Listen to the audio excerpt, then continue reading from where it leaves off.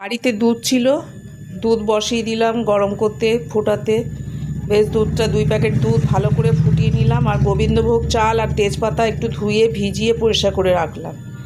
দুধটা দিয়ে দেখলাম একটু গাঢ় হয়ে এসছে, তার মধ্যে গোবিন্দভোগ চাল আর তেজপাতাটা দিয়ে দিলাম, দিয়ে একটু খানিকক্ষণ ফুটতে দেব।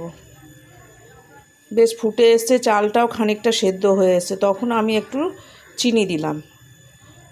চিনিটা অল্প দিয়েছি আমি। এরপর আমি দেব গুড়।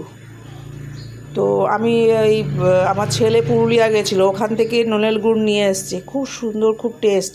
তো ভাবলাম তা দিয়ে আজকে পায়েস করি, তার জন্য এই গুড় দিয়ে পায়েসটা করলাম।